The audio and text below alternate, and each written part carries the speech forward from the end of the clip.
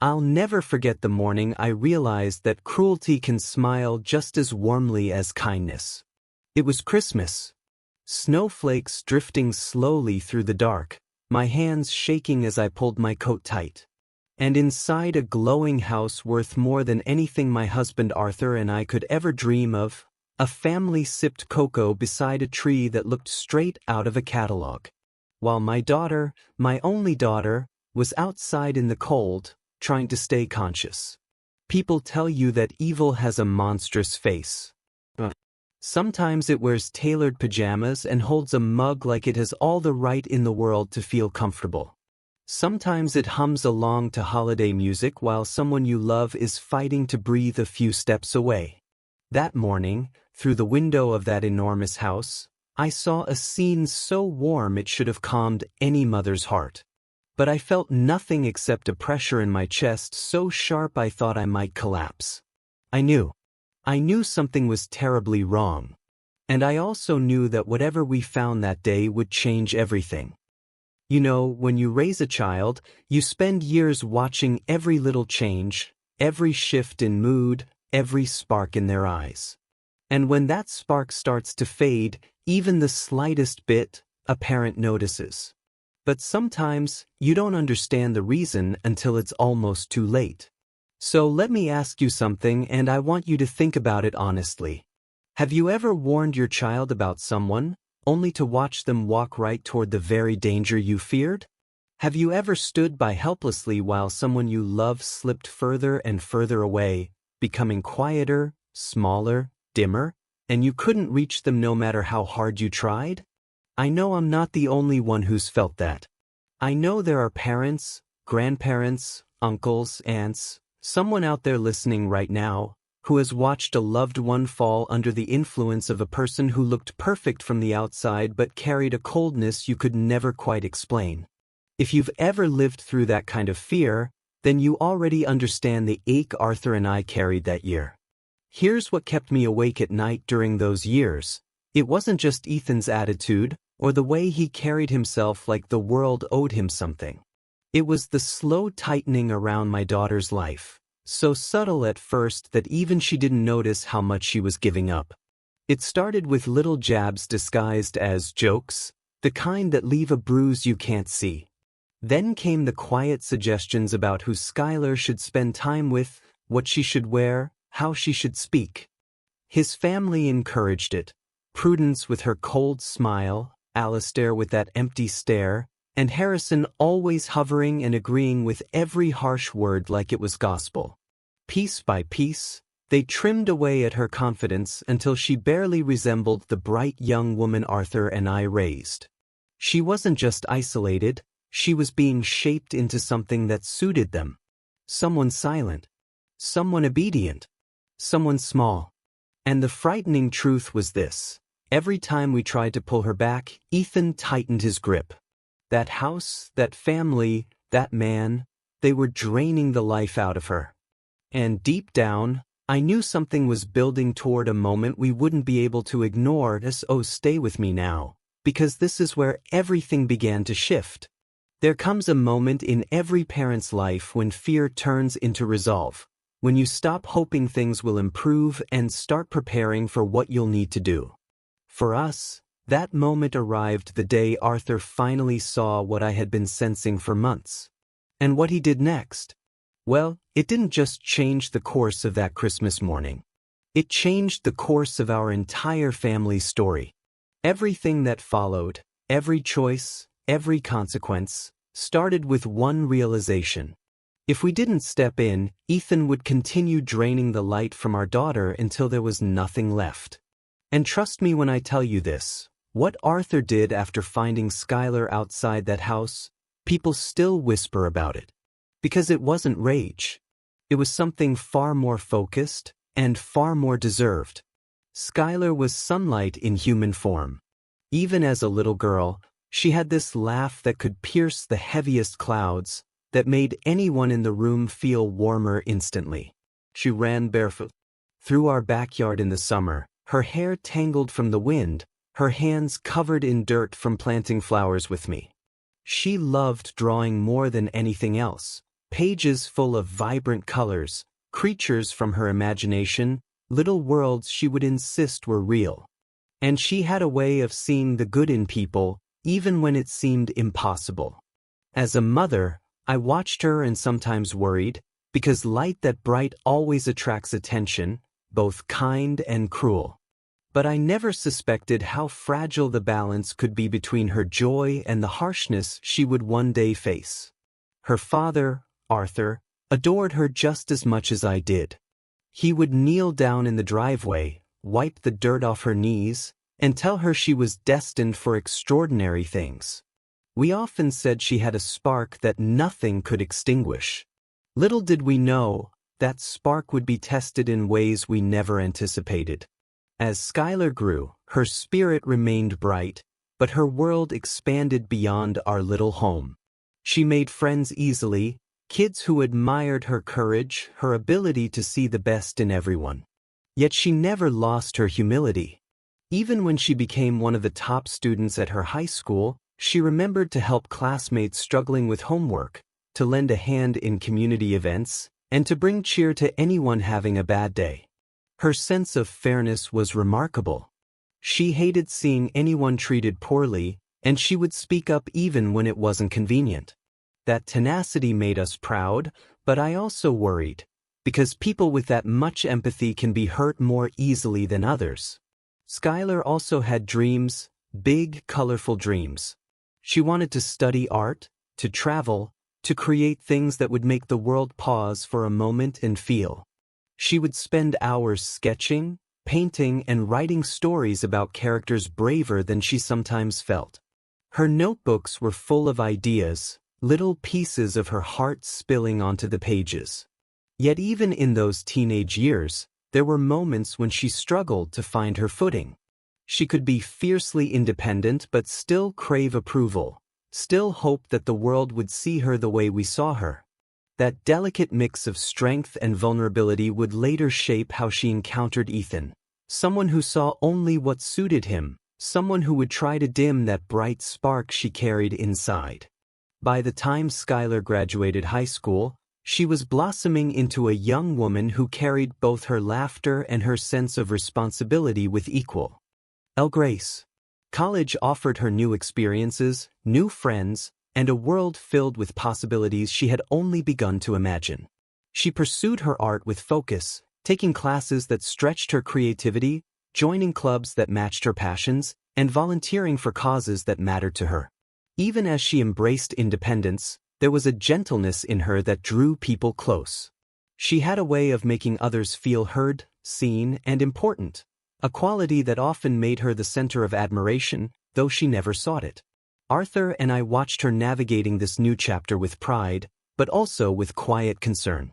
We noticed how carefully she measured some friendships, how she sometimes hesitated before trusting someone new.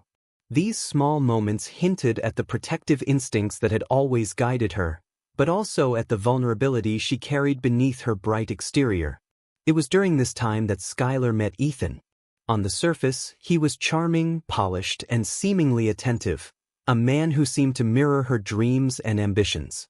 Arthur, however, noticed subtle signs almost immediately, the way Ethan spoke about wealth and status, how he subtly undermined her opinions, the faint suggestion that she should adjust for him. Even I felt it, something didn't sit right, but I told myself, as every parent does, that our child would see through it. Little did we know, those small hints would soon grow into full-blown challenges that would test every ounce of her spirit and our resolve. Skylar first saw Ethan at a campus art showcase. He was tall, impeccably dressed, with a smile that seemed to command attention without demanding it. He lingered by her table, admiring her sketches, complimenting her work with words that felt almost too polished, too precise. I remember thinking, as Arthur did, that there was something rehearsed in the way he carried himself. He could make a room listen to him without ever raising his voice. He asked the right questions, laughed at all the right moments, and offered just enough charm to leave a lasting impression. Skylar, of course, was enchanted. It's easy to see why. Someone who listens intently, who praises your talent, who appears to understand your dreams. She felt seen. And for a girl whose heart was as open as hers, it was intoxicating. Arthur, however, watched from a distance, his eyes narrowing. He noticed the subtle patterns in Ethan's behavior, how he subtly steered conversations toward his background, how he emphasized his family's influence and wealth, how he seemed to evaluate Skylar in quiet, calculating ways. Even I felt a flicker of concern, though I didn't voice it aloud. There was a magnetism in Ethan that was difficult to resist, a polished exterior that concealed a deeper intent. Skylar was drawn to it, and it was in that moment that the first threads of tension began to form, a tension we would feel quietly, like the wind before a storm, long before the world fully revealed what was to come. After a few weeks of dating, Skylar was invited to Ethan's family home for dinner. That was when we first saw the layers behind the charm. Prudence, Ethan's mother, greeted her with a smile that didn't reach her eyes, a smile that measured Skylar like an object rather than a person. Alistair, his father, didn't say much at all, but the way he looked Skylar up and down, silently judging, was unmistakable. And Harrison, Ethan's younger brother, followed Ethan's lead, smirking at every small slip, as if enjoying the power imbalance. From the very beginning, the family dynamics were clear. Appearances mattered more than kindness, status more than empathy. Skylar, with her open heart and warm personality, was different from what they valued. Every comment about her upbringing, her choices, her casual attire, or even her laughter carried a subtle weight of expectations she didn't yet realize she would be forced to meet. Arthur noticed it immediately. He'd been around people like this in his own life and recognized the signs. Microcriticisms, quiet domination, the constant shifting of power. He tried to warn me in hushed tones over the phone. Evelyn, watch them closely. He's polished, yes, but that polish hides control. I saw it too, in fleeting moments. The way Ethan's eyes lingered just a little too long when assessing her response, the small corrections in conversation that made her hesitate. They were almost invisible, easy to dismiss. But Arthur and I both felt the unease creeping in, a quiet warning that what seemed like romance could one day become a cage. And one night, I saw something in Ethan that chilled me, not cruelty yet, not fully, but a darkness carefully masked by charm. That was the moment I realized Skylar's life was about to change in ways none of us could have predicted. As the weeks turned into months, Ethan's charm began to show subtle cracks, though Skylar hardly noticed. At first, it was small, questions about who she spent time with, suggestions about the right way to dress for events, the occasional comment that her friends were too ordinary for someone like her. Skylar, full of trust and hope, laughed off most of it. She wanted to see the best in him.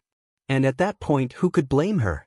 To anyone else, Ethan appeared perfect, a devoted boyfriend with impressive family connections, a polished demeanor, and a wealth of promises about a future together. Arthur, however, saw the patterns clearly. He'd lean toward me during phone calls, voice low but urgent. Evelyn, watch the way he smiles at her. That smile isn't warmth, it's calculation. And I started noticing it too, the way Ethan's hand lingered slightly too long on her shoulder, the subtle pressure in his tone when he suggested changes, the careful way he measured her responses. Each tiny adjustment, almost invisible on the surface, was reshaping her, bending her spirit just a little. Yet, in the early days, it was easy to dismiss. Skylar's laughter was still there, bright and full, and Ethan still said the right things in the right moments. But I knew deep down that every parent dreads this, when someone you love is slowly molded into someone else's version of perfect, and the real you begins to fade. And that's when the first warning signs became impossible to ignore. Because one night, I watched an interaction between them, a small gesture, a fleeting expression, that left me cold, a quiet signal that the charm was a mask. Stay with me, because the story of that mask is only the beginning of what would unfold. The engagement was everything a girl dreams of, if the dream is about elegance and grandeur. Ethan's proposal came in a lavish restaurant, every detail polished and precise. A ring that sparkled as though it had captured the stars, a speech rehearsed until flawless, and a promise to always protect and adore Skylar. Skylar's eyes sparkled with joy. She believed she had found her forever. Arthur and I tried to look past the extravagance and see the man beneath, but even then, subtle warnings whispered in the corners of our minds. The charm was overwhelming, but the precision, the control in every word, the way he managed every moment, it wasn't just romance. It was a blueprint. The wedding itself was a reflection of the Thorn world, grand, cold, and meticulously staged. Marble floors, expensive linens, towering ice sculptures. The majority of the event celebrated Ethan's family, not Skylar, and yet she smiled, swept up in the fairy tale she had always imagined. Even during the ceremony, Arthur leaned close and whispered, "Evelyn, you notice how they watch her. Every reaction, every smile. That's not joy. That's assessment." I nodded quietly, but Skylar's happiness was intoxicating. Her laughter rang through the hall, and for a moment, I let myself hope the warnings were just shadows. But as soon as the vows were exchanged, small cracks began to show. Comments about her dress being slightly informal, subtle corrections about her posture, even whispers about which friends were acceptable. Those moments were almost invisible to everyone else, but to Arthur and me, they screamed danger. And at that point I asked myself, and now I ask you, comment yes if you've ever seen someone hide cruelty behind good manners. After the wedding, Ethan's true nature started to reveal itself, not in grand gestures, but in small, persistent ways that chipped away at Skylar's confidence. He would casually comment on her friends, dismissing them as immature or not quite fitting our world. Every visit with her family was carefully timed and monitored. Invitations were questioned, her choices subtly criticized, and even the clothes she wore were measured against some invisible Thorn standard. Skylar tried to laugh it off at first, convincing herself that these were minor adjustments, that he meant well, that she could mold herself to fit without losing who she was. But Arthur and I saw it clearly, a slow tightening, a quiet isolation that would leave her vulnerable. Arthur would watch Skylar over dinner, noticing the way she hesitated before speaking, the way her laughter faltered under Ethan's subtle gaze. "Evelyn," he whispered one evening, "she's giving up pieces of herself to make him comfortable, and he doesn't even see her heart." The holidays became particularly revealing. Skylar's natural joy, her sparkle, her freedom to laugh and be herself, was quietly stifled. Every gesture, every conversation, every gift was weighed against Ethan's expectations. She began to shrink, not physically, but in spirit, careful not to provoke criticism or disapproval. And that's the cruel thing about this type of control. It disguises itself as concern, as love, as refinement. But Arthur and I knew better.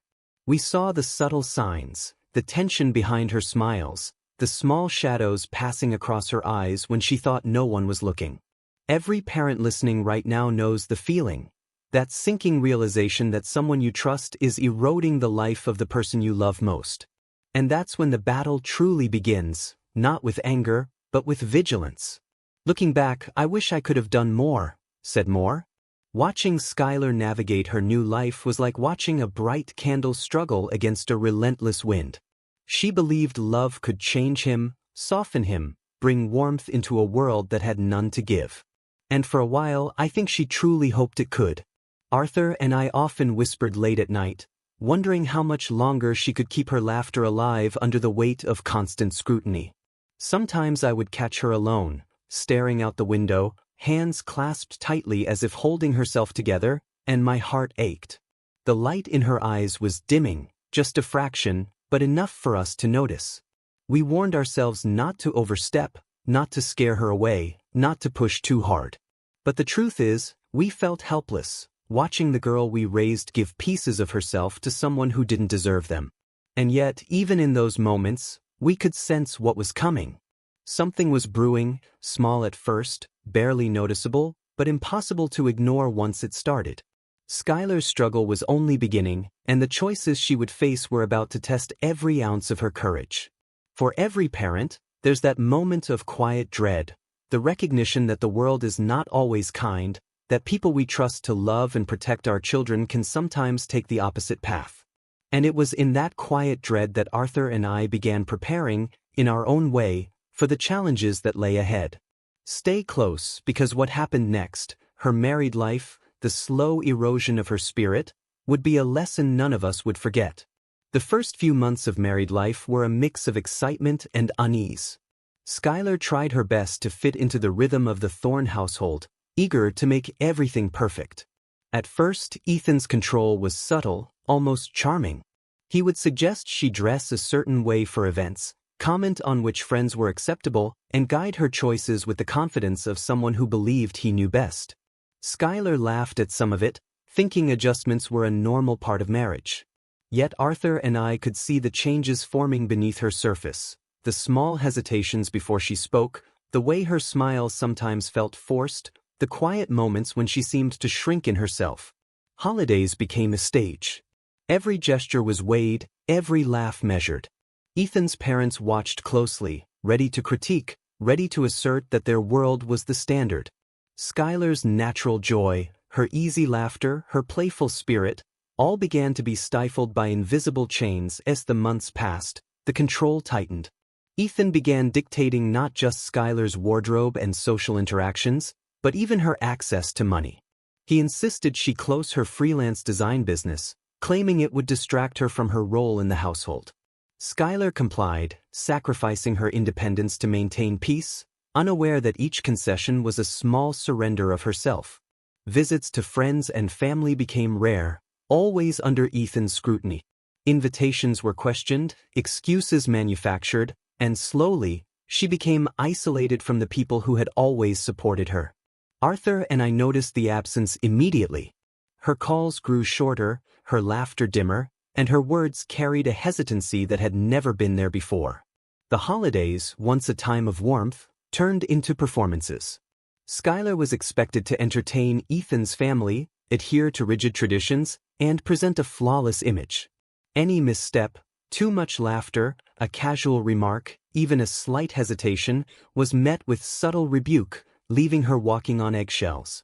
Arthur's concern deepened with every passing day. "Evelyn," he said one evening, staring at the phone as Skylar struggled to speak freely during a call, "she's disappearing in front of our eyes. And he doesn't even see it. He only cares that she looks perfect." Even in those moments, Skylar tried to adapt. She still smiled, still laughed, still attempted to please, clinging to the hope that love could coexist with control. But Arthur and I knew the truth. Her spirit was bending under pressure, and the person she had always been, the brave, vibrant, joyful Skylar, was becoming a shadow of herself. For parents watching, this is the heart-wrenching reality. Sometimes, the person you love is trapped not by force, but by invisible chains of expectation, isolation, and subtle manipulation. And recognizing it is the first step toward reclaiming their life before it's too late. Arthur noticed immediately. He would lean over to me during calls, voice low but firm, "Evelyn, she's bending for him, piece by piece. Every smile she gives him costs her something." I would nod quietly, my chest tightening, because we both knew he was right. Even small gestures, like forcing Skylar to quit her freelance design work to focus on the household, were part of a larger pattern. Financial dependence, isolation from friends, constant correction, these were the tools Ethan used to reshape her life, slowly dimming her spark. And yet, Skylar's heart still believed in love. She tried to see the good, to rationalize the control as concern, as care. But Arthur and I could sense the danger mounting, the slow erosion of a spirit too bright for this calculated world. To be why the time December arrived, the changes in Skylar were impossible to ignore. Her once bright eyes carried a quiet exhaustion, and her laughter had become rare, reserved for fleeting moments when she thought no one was watching. She had lost weight, not dramatically, but enough to show the strain of constant vigilance, of living under rules she didn't create and expectations she could never fully meet. Arthur noticed the subtle signs immediately during their weekly calls. He'd watch her hesitations, the way she tucked her hair behind her ears when questioned, the gentle sighs that escaped her lips whenever Ethan left the room. "Evelyn," he whispered one evening, "she's giving everything she has to a man who measures her worth in compliance, not love. This December, it will test her like nothing else." Even in our brief visits, I could feel it, the quiet retreat of a spirit forced to shrink. Skylar would offer polite smiles, nod at Ethan's remarks, and respond to family questions with carefully measured words. Behind that composed exterior, however, I saw the tension threading through her posture, the silent cries in her eyes that went unnoticed by anyone else. The holidays, which had once been a time of joy and connection, had become instruments of control. Every decoration, every meal, every gathering with Ethan's family was orchestrated to maintain appearances. Skylar's natural warmth and creativity were suppressed, her independence quietly stripped away, leaving her in a state of silent endurance. And as December deepened, Arthur and I sensed that something more was coming. A quiet dread settled over us, a premonition that Skylar's voice, her freedom, her very presence was at risk of being completely overshadowed. That feeling intensified as the month progressed, each day of silence or curt communication adding weight to the invisible chains that held her. For anyone listening, this is the crucial warning. Control often arrives in whispers, not shouts.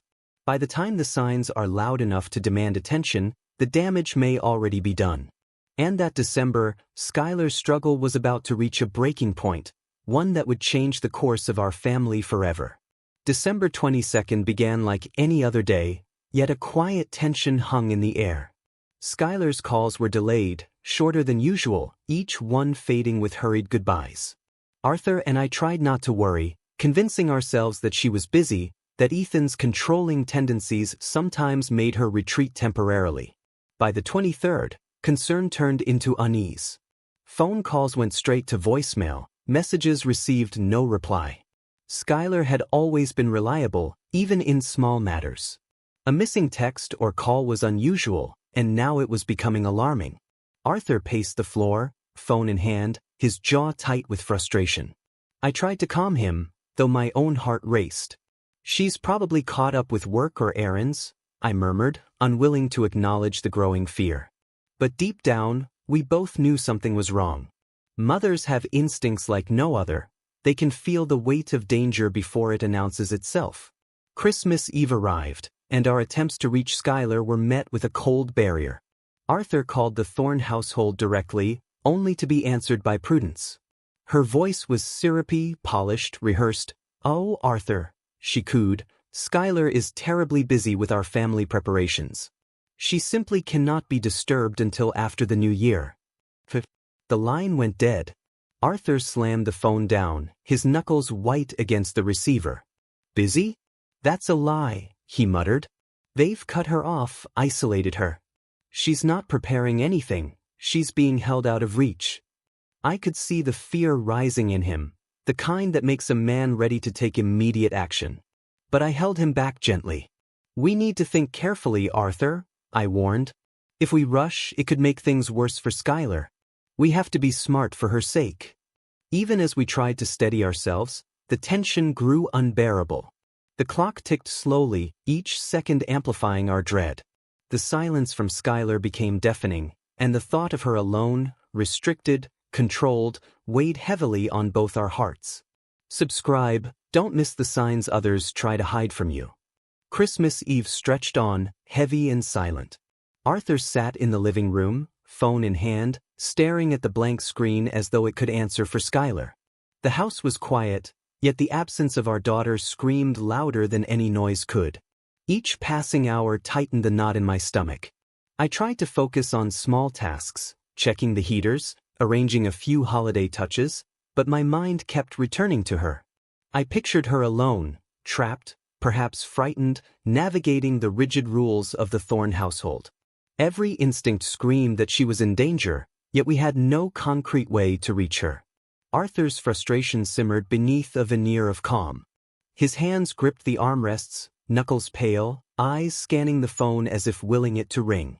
"Evelyn," he said quietly, voice steady but edged with steel, "they've cut her off. This isn't a quarrel or a misunderstanding. She's been isolated and I won't let them keep her there." I nodded, my own heart pounding. We spoke little after that, each lost in thought, each imagining the scenario we feared most. Outside, the winter wind scraped against the windows, a reminder of the cold she might be enduring. The thermometer read well below freezing, 10 degrees Fahrenheit. That number alone made my chest ache. We waited through the night, aware that every minute without contact could worsen her situation. Sleep was impossible. I found myself pacing, checking the clock, thinking of all the ways we might reach her safely. Arthur finally stood, jaw tight, a quiet resolve settling over him. It was then that I realized. Whatever came next would require courage, precision, and the kind of fatherly determination only Arthur could summon. The moment of rescue was near, and every heartbeat carried the weight of the hours Skylar had endured. The clock read 3 a.m. when my phone buzzed on the nightstand. My hand shook as I read the message. "Mom, I need you. Please come. Don't call first." He locked me out. "I'm scared. The address is 1085 Maplewood Lane." My heart stopped. The words were short, almost clipped, but the fear behind them struck like a hammer. I shook Arthur awake, shoving the phone into his hands. He read the text in silence, his face hardening, the calm before a storm. For a moment, neither of us spoke. The gravity of the situation hung heavy. Skylar, our sunshine, our little girl, was outside in the cold, alone. Her husband, the man she had once loved and trusted, had turned her away on Christmas morning. Arthur's eyes narrowed, a cold determination setting in. He didn't shout. He didn't panic. He simply moved. He pulled on his work boots, thick coat, and gloves, every motion deliberate, measured. He glanced at me, no words necessary. The toolbox, the big red one he kept in the shop truck, was already in the back of the car. It was heavy, designed for real work, not decoration. I bundled myself in the warmest clothes I owned and grabbed blankets. My mind raced, filled with concern for Skylar, worry for the icy roads, and the knowledge that whatever awaited us at Maplewood Lane was far from ordinary. The drive was tense, filled only with the sound of tires on the frosty roads. The early morning air was crisp and biting, the landscape shrouded in pre-dawn shadow. Arthur didn't speak. He held the steering wheel tightly, his jaw clenched, focusing every ounce of energy on the task ahead. I kept glancing at my phone, imagining Skylar huddled, frightened, trying to keep warm in flimsy pajamas and thin slippers. My chest tightened with every mile. The thought of arriving too late was unbearable. Arthur moved with precision. Every item packed into the truck reflected purpose. Heavy blankets for Skylar, the first aid kit, and of course, the toolbox, his instrument of resolve.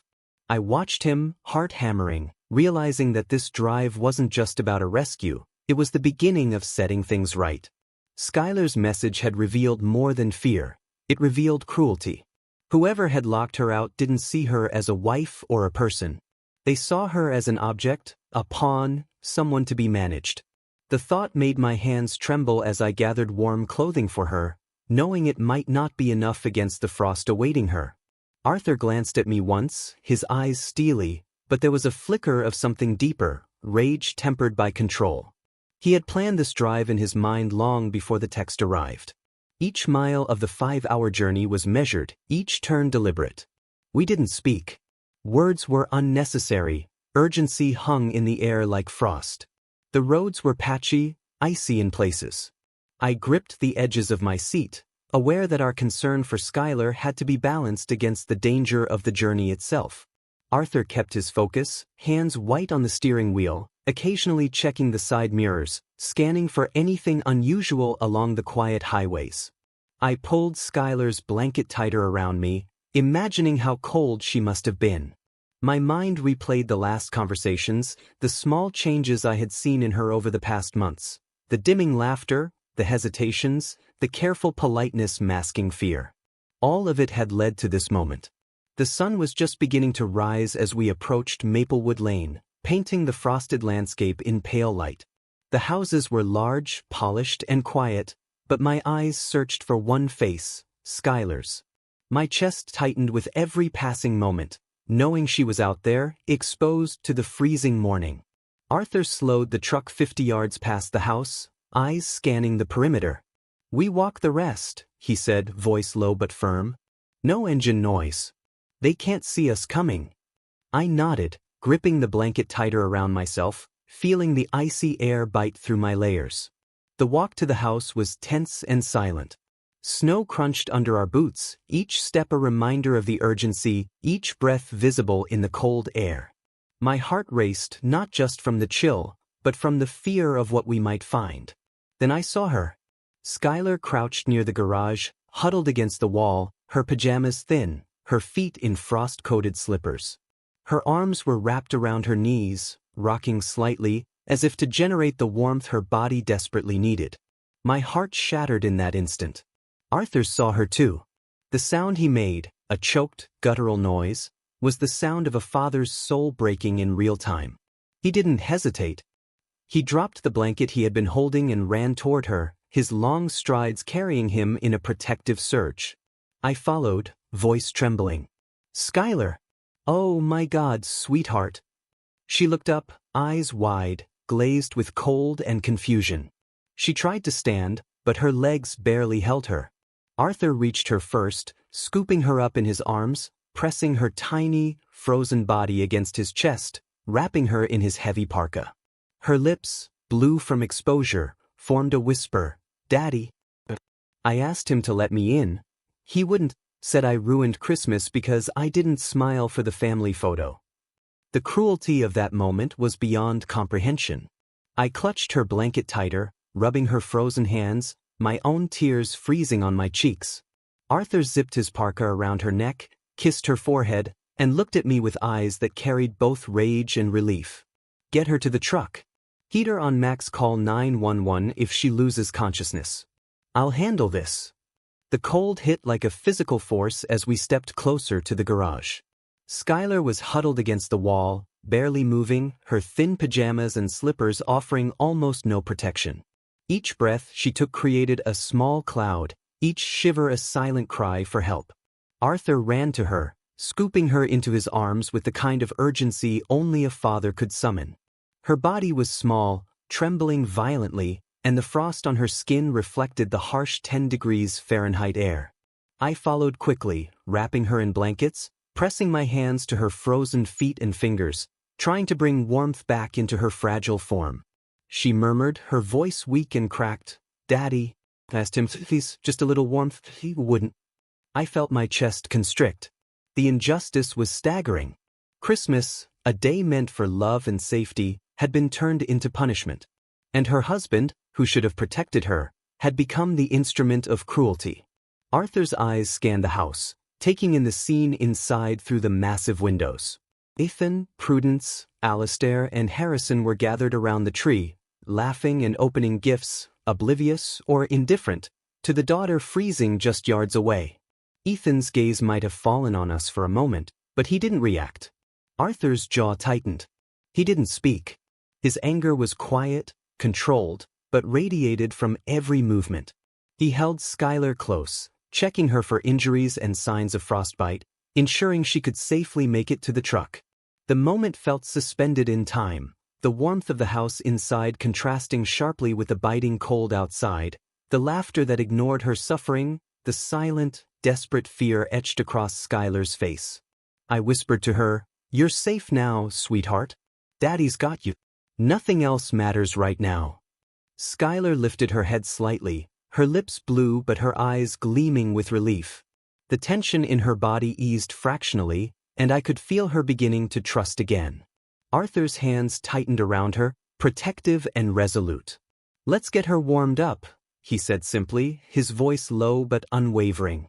"We'll call 911. She's been through enough. No one touches her now." With Skylar safely wrapped in blankets and seated in the truck, the biting cold continued to gnaw at anyone left outside. I turned my gaze to the house, feeling an anger that simmered beneath every breath. The Thorne family inside remained oblivious to what their actions had wrought, or worse, they simply didn't care. Arthur's hands rested lightly on the steering wheel as he checked Skylar's condition. His eyes, though, never left the house. Every laugh, every clink of a coffee mug, every movement of Ethan and his family spoke volumes of their indifference. Prudence's forced smiles, Alistair's cold composure, Harrison's smug amusement. It was an insult to everything a family should be. I saw Arthur's jaw tighten. He didn't speak, but his intentions were clear. Every step he had taken since the 3 a.m. text had been leading to this moment. The drive, the careful packing, the long hours of focus, they had all been preparation. Skylar leaned against me, shivering, and whispered, "Mum, they didn't even see me, they didn't care," her words cut like glass. I felt a wave of guilt for not being able to protect her sooner, but Arthur's steady presence reminded me that the moment to act had arrived. I could sense the storm building in him. It wasn't reckless rage, it was calculated, righteous fury. He looked at the front door, the windows, the garland and ornaments hanging innocently, and in that quiet, frozen morning, I understood the resolve burning inside him.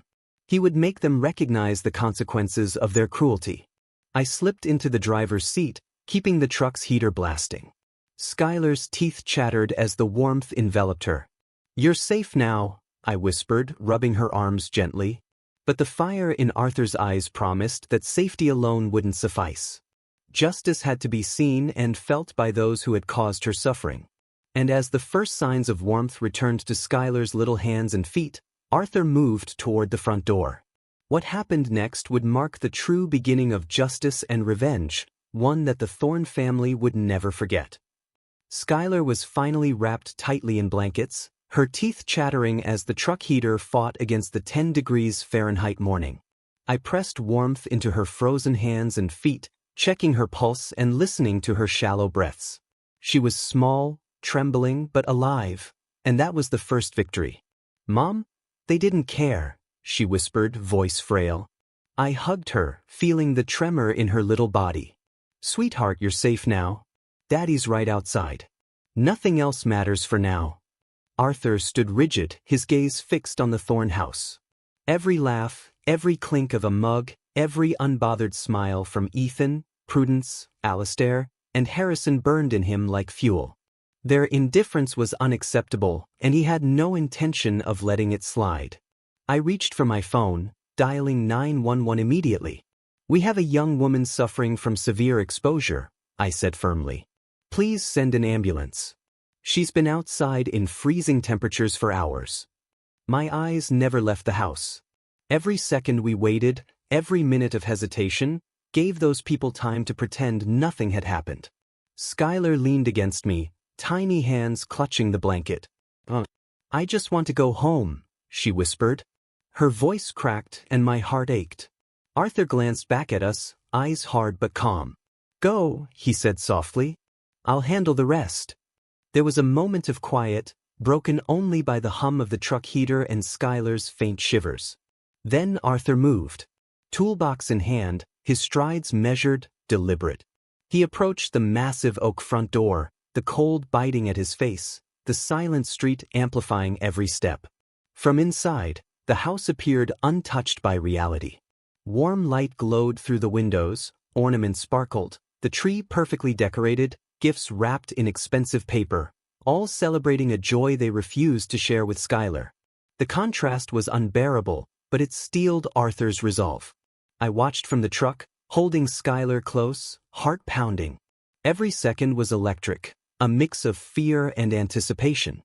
Arthur's hand rested on the toolbox handle, muscles tense. I could see the planning, the intensity in every line of his face. And then he struck. The toolbox hit the glass panel beside the door with a sharp, shattering crash. The sound was deafening, breaking the still morning. Shards fell to the ground like cold rain. He didn't hesitate, kicked the remaining pieces aside, twisted the deadbolt, and stepped inside. Inside, chaos erupted. Ethan froze mid-celebration. Prudence let out a high-pitched gasp, Alistair's coffee mug tumbled to the floor, and Harrison recoiled. Arthur's presence filled the doorway, a towering figure of restrained fury. I held my breath. Every second, Skylar shivered, but now she was safe. What happened next, the confrontation, the destruction of their curated Christmas morning, would set the course for justice and revenge. Arthur didn't hesitate as he stepped inside. The warm air hit him like a wall, but his focus never wavered. The Thorne family froze instantly, their perfect holiday illusion cracking in an instant. Ethan's smug smile vanished, replaced by stunned disbelief. Prudence's eyes widened, a forced gasp escaping her lips. while Alistair's coffee mug slipped from his hand, shattering on the marble floor. Harrison, the self-assured younger brother, took a step forward, then stopped when Arthur's gaze pinned him in place. Arthur didn't speak. His silence carried more weight than any words could. Every member of the Thorne family felt it, the consequence of ignoring the suffering they had caused. He moved methodically, each step deliberate, his eyes never leaving the scene of their shallow, cruel celebration. The gifts under the tree gleamed temptingly, the ornaments reflecting the morning light. Arthur's fist clenched. He bent down, grabbed the first large, awkwardly wrapped present, and brought it down hard. The box collapsed under his force, the contents spilling across the pristine white rug. One by one, he destroyed each gift, scattering torn paper, crushed electronics, and shattered toys. Harrison tried to protest. "Hey, that's expensive." Arthur didn't even glance at him. Another box went down, another piece of their manufactured joy ruined. He grabbed a crystal figurine from the mantel, tossing it into the wall where it shattered instantly. The room was a controlled chaos, every destruction a message. Ethan stepped forward, perhaps to defend himself or the holiday ritual. That was a mistake. Arthur didn't strike him physically. Instead, his presence and purposeful destruction spoke volumes. Respect and decency are earned, not demanded through wealth and pretense. Prudence and Alistair were paralyzed, the sound of splintering glass and torn paper echoing like judgment. Every perfectly polished surface now bore the mark of their indifference. Their holiday morning, built on appearances, was collapsing under a quiet but undeniable force. Arthur paused, breathing heavily but composed. His eyes met Ethan's, no words, no excuses accepted. He gestured toward the shattered door and the cold air still seeping in. His message was clear: you failed to protect her, and now you face the cost. From the truck, I held Skylar close, watching the storm unfold. My daughter's warmth returned gradually, her eyes still wide but now tinged with relief and awe. She had witnessed the first act of justice for herself, her father showing, in the most unmistakable way, that cruelty has consequences. And just like that, the quiet, controlled fury of a father had turned a picture-perfect Christmas into a testament of truth. The Thorne family would remember this morning forever, not for gifts or glitter, but for the reckoning they had ignored.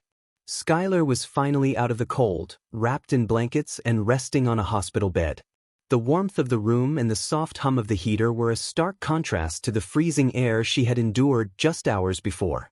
Her lips were still tinged blue, and her body trembled slightly, but every heartbeat told us she was on the mend. Arthur stayed by her side, hand on hers, eyes never leaving her face. He looked exhausted, the kind of fatigue that comes from holding back a storm until the right moment. I could see him thinking, replaying every second from the moment we received her text to the confrontation at the Thorne house. His protective instinct hadn't wavered for a single moment. The EMTs who had arrived at the truck commended our swift action. "You saved her life," one nurse said quietly, checking vitals and removing the frost from her fingers. I nodded, holding back tears. We had been her only shield against the cold and the cruelty that had cast her out. Then the police arrived. They asked us to recount everything. Arthur spoke calmly but firmly, detailing the events that led to the emergency call. He explained the circumstances of Skylar being locked out, the freezing weather, and the Thorne family's indifference. Skylar, weak but determined, added her voice. "They didn't care. I asked him to let me in. He said I ruined Christmas because I didn't smile properly." Her voice quivered, but every word carried weight. The officers took notes, visibly concerned, and promised that an investigation would follow. I could see the officers reviewing the security camera footage we had managed to preserve, moments of Skylar shivering outside while the family celebrated inside. Even without seeing it firsthand, the cruelty was undeniable. Ethan's cold disregard, Prudence's forced smiles, Alistair's passive approval, Harrison's smugness, it all spoke louder than any testimony. Arthur remained calm, letting the authorities handle their work while he ensured Skylar received proper medical care. The nurses kept a close eye on her, monitoring for hypothermia complications. Warm blankets, hot tea, and gentle reassurances slowly brought life back into her small frame. Even in the hospital, the tension lingered. Every ring of the phone, every knock at the door, reminded us that the Thorne family's actions could not go unchallenged. Skylar's courage in speaking the truth and Arthur's decisive intervention were only the first steps in a chain of consequences that would shake them to their core. I held her hand, whispering softly, "You're safe, my darling. We will make sure no one treats you this way again." Her eyes, still glistening with tears, met mine with gratitude and trust. The fear she carried had not disappeared entirely, but it had been met with action, love, and protection, the very things Ethan and his family had failed to provide. Subscribe, don't miss the signs others try to hide from you. Protect your family before it's too late. By the end of the day, the hospital was quiet. The police had taken statements, recorded evidence, and assured us an investigation would commence immediately. Skylar rested, Arthur finally allowed himself a moment of relief, and I stayed close, absorbing the weight of what had just occurred. This was the first step in justice, but the story was far from over. The Thorne family had been confronted, their cruelty documented, and the authorities now had the facts. What came next would ensure accountability, reshape lives, and demonstrate that no one could escape the consequences of turning a loved one out into the cold. The next few days were a whirlwind. The police began their investigation immediately. They confirmed the details we had provided. Skylar had been locked out in freezing temperatures, the Thorne family had ignored her pleas, and the security footage corroborated every word. Ethan's actions fell under reckless endangerment and unlawful imprisonment, and it was clear the authorities took the matter seriously. Prudence and Alistair could no longer hide behind their polished facade.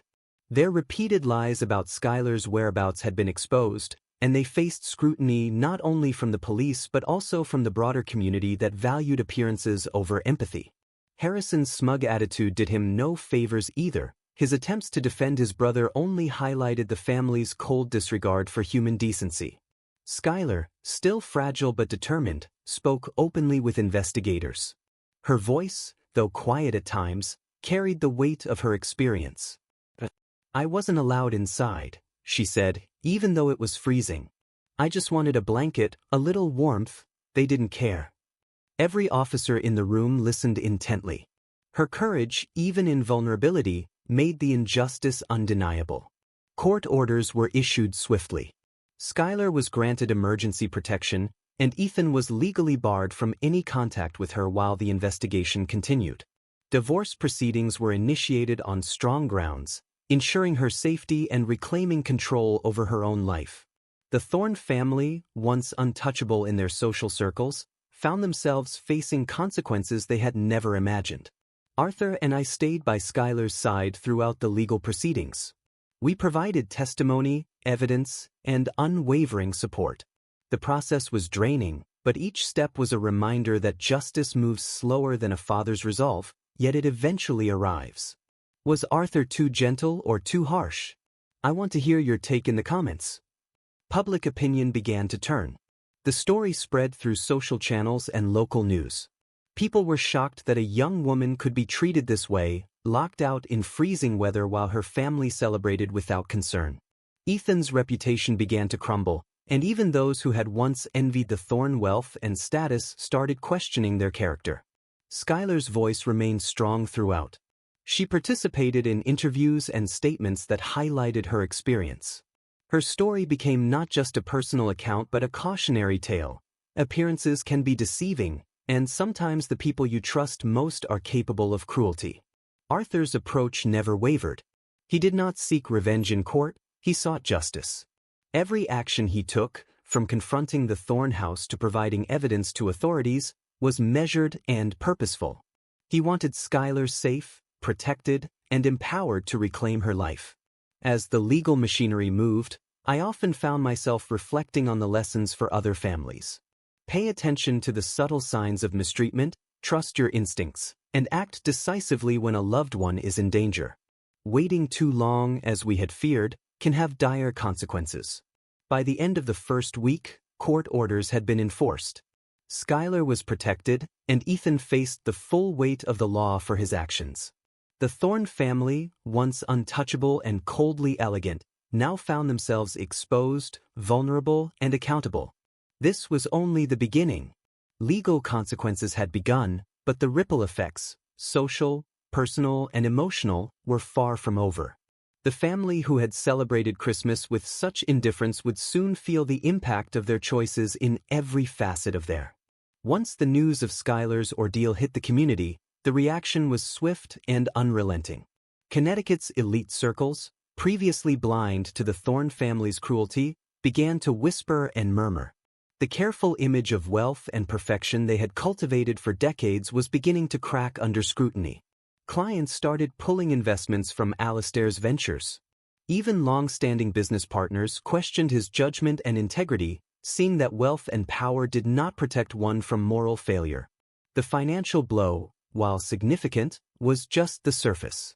The social damage, the whispered gossip at charity events, the quiet exclusion from exclusive circles. Cut deeper. Prudence faced particular humiliation. Her usual veneer of sophistication and control faltered in public. Invitations to charity boards were rescinded, and social acquaintances who once sought her approval now kept their distance.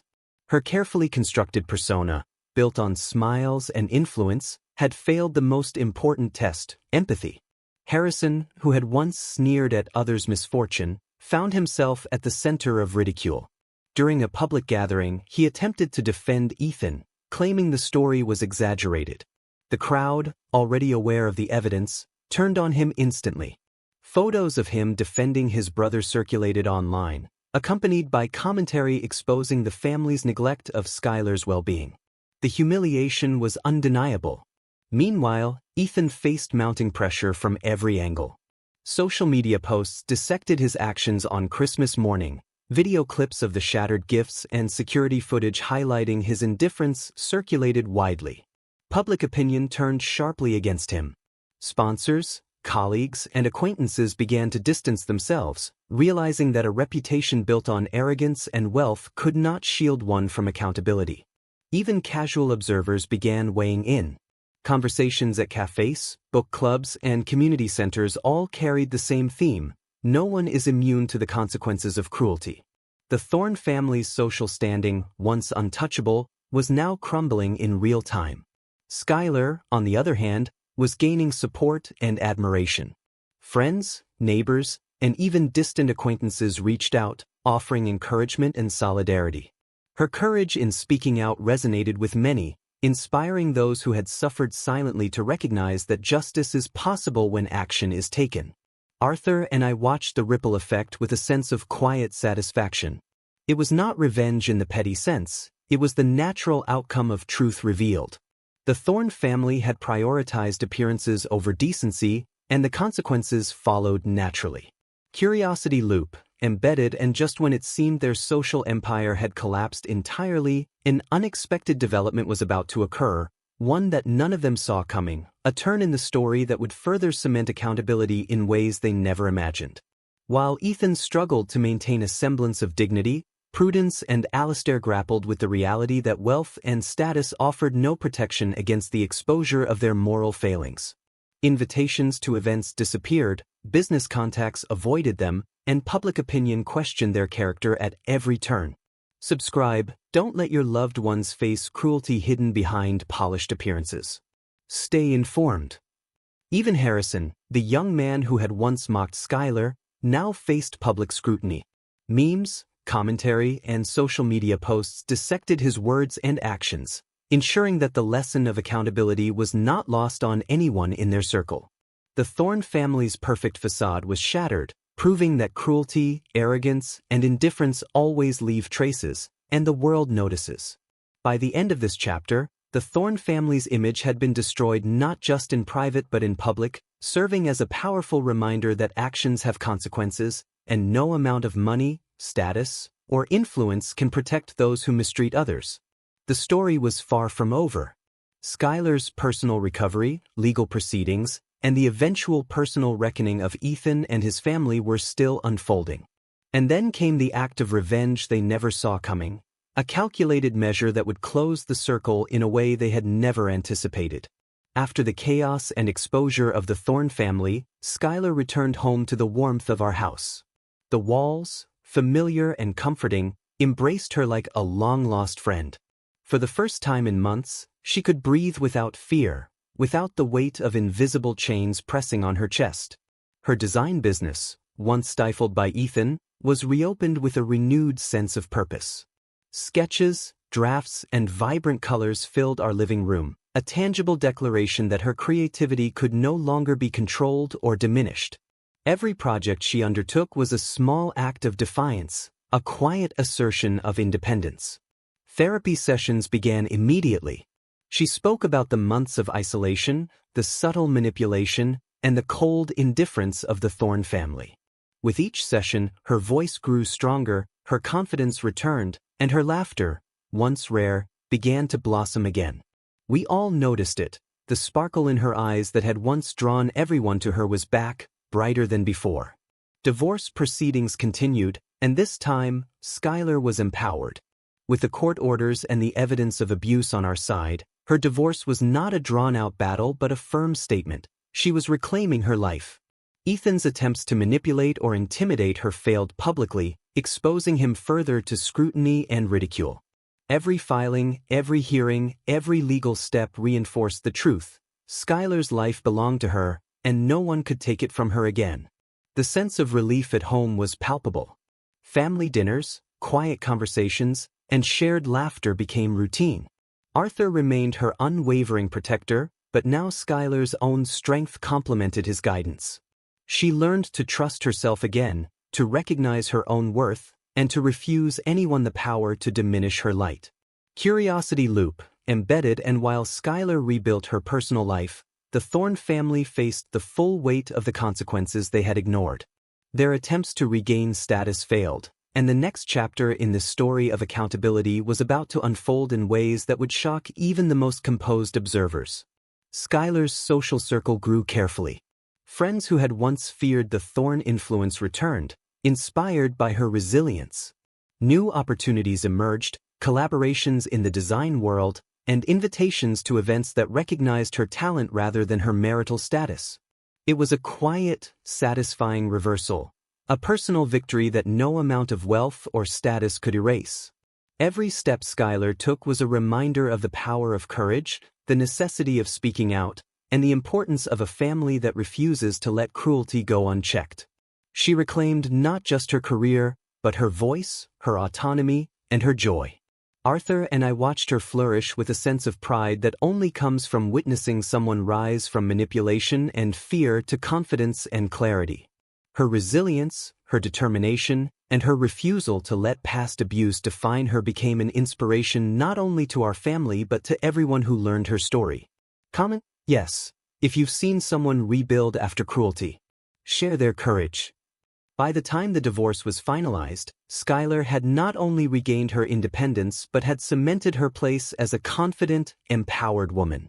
The Thorne family, meanwhile, continued to face repercussions, their failures magnified by the visibility of her recovery. Skylar's journey was a powerful testament to the strength that comes from protecting oneself, taking action, and refusing to be silenced by others. The personal revenge was not about destruction, it was about reclamation. Skylar's life, her dreams, and her happiness were no longer negotiable. Every success, every smile, and every confident step forward was a statement of triumph over the cruelty she had endured.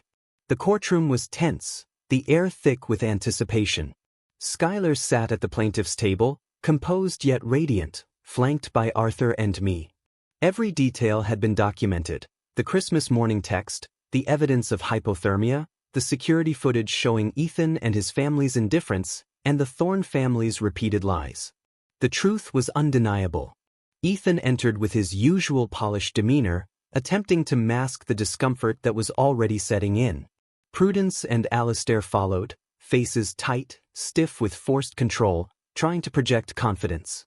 But the weight of the evidence, and of public scrutiny, was heavy. Harrison trailed behind, clearly unsure how to present himself after the social backlash. The judge began the proceedings, reviewing the case carefully. The footage was played for the courtroom, Skylar huddled outside in 10 degrees Fahrenheit weather while the family celebrated indoors.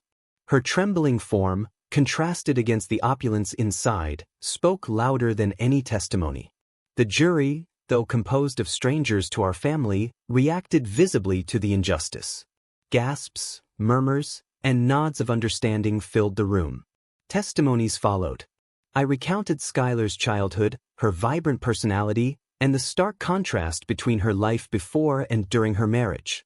Arthur gave a calm, precise account of the events on Christmas morning, emphasizing the deliberate neglect and abuse. Skylar, though still recovering, spoke with conviction about the emotional and physical toll of her experience. Subscribe. Don't risk being blindsided by cruelty in your family's life. Stay alert. Ethan's lawyer attempted to downplay the events, claiming marital disagreements and misunderstandings, but the evidence was overwhelming. Security footage, police reports, and Skylar's testimony painted an irrefutable picture. A young woman locked out in freezing temperatures while her husband and family ignored her safety. The judge's ruling was decisive. Ethan lost the marriage, the reputation he had carefully cultivated, and the privileges of his social standing. Skylar was granted full settlement, including protection orders, financial compensation, and custody of her personal assets. The court emphasized the importance of safety and dignity, making it clear that his behavior had crossed legal and moral boundaries. Prudence and Alistair faced official reprimands for their complicity and dishonesty with authorities. Their attempts to manipulate the narrative publicly and legally had failed. Harrison, having supported his brother in defiance of decency, was noted in the proceedings, a cautionary example of youthful arrogance meeting accountability. Curiosity loop, embedded but even after the court's judgment, the final lessons of justice and protection extended beyond the courtroom. The Thorne family's actions had consequences that would ripple through every social, personal, and professional connection they had left. Skylar's reaction was subtle but powerful. She stood taller, smiled more confidently, and allowed herself moments of joy she had been denied for years. The court had validated her experience, but more importantly, it had affirmed her value, her rights, and her safety.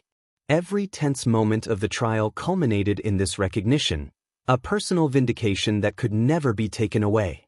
Comment: Justice served. If you believe no one should endure such cruelty. Share your thoughts. Arthur's eyes met mine across the courtroom. Silent understanding passed between us. The battle had been fought, the legal system had intervened, and our daughter's life could now truly begin again. Skylar had survived not just a single act of cruelty but years of subtle control, emotional manipulation, and fear. She emerged victorious, empowered, and protected. The Thorne family left the courthouse humiliated, their status and influence diminished. The world had seen the truth, and it had consequences far beyond what any of them anticipated.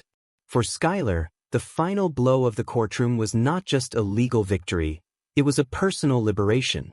As we walked out of the courtroom, Skylar held Arthur's hand, her posture confident, her face calm yet glowing with quiet triumph. This was the culmination of months of fear, courage, and persistence. The Christmas morning that had once symbolized cruelty and neglect had been transformed into a story of justice, protection, and reclaiming one's life. Looking back now, the journey from that freezing Christmas morning to the courtroom victory feels almost surreal. Skylar, once small and afraid, had grown into a woman of strength and clarity. The scars remained, yes, but they were now reminders of resilience, not chains of fear. Life has a way of teaching us lessons we hope to never face, but sometimes those lessons arrive uninvited. For parents, guardians, and families, the warning is clear: pay attention to the subtle signs of mistreatment. Trust your instincts when something feels wrong. And never, ever underestimate the courage that love can inspire. Arthur found quiet peace after the storm. He never sought praise, never gloated. His satisfaction came from knowing that Skylar was safe, empowered, and able to live life on her terms. The justice she received was not merely legal, it was emotional, social, and deeply personal. Skylar rebuilt her world step by step. Her design business flourished, her laughter returned, and the warmth of family enveloped her once more. She learned to recognize healthy boundaries, to demand respect, and to value herself above appearances or empty promises. The Thorne family, meanwhile, faced the consequences of years spent prioritizing wealth, image, and control over decency. Their social status, reputation, and influence were shattered. They were reminded that cruelty, indifference, and manipulation eventually meet accountability. Curiosity Loop, embedded, and while their story ended in ruin, Skylar's journey continued, full of hope, ambition, and the knowledge that she had survived, reclaimed, and thrived. As a grandmother, as someone who has watched generations grow and face the world, my message is simple: love fiercely, protect relentlessly, and act decisively when injustice touches your family. The world can be cruel, but it can also recognize courage when it sees it. Stay with us for more stories that protect the people you love. Subscribe now, your family could depend on it. Every parent should see the importance of vigilance and action. Every child should know that there are adults willing to fight for their safety, dignity, and happiness. And every viewer should remember that a single act of courage, like Arthur's drive to Maplewood Lane, can change lives forever. If you felt anger, fear, or helplessness during this story, let it fuel awareness, compassion, and protection. The Christmas Skylar endured was unimaginable, but it became a turning point, a demonstration of love and action overcoming cruelty. The final lesson is simple: life is unpredictable, and sometimes the worst moments arrive unannounced. But with courage, love, and determination, even the darkest day can be transformed into a story of hope, justice, and ultimate redemption. Comment your thoughts. Why would you protect those you love no matter the cost? And with that, my dears, remember this: we cannot always prevent cruelty, but we can stand ready to fight it. We can safeguard our families, teach courage, and ensure that love always outshines indifference.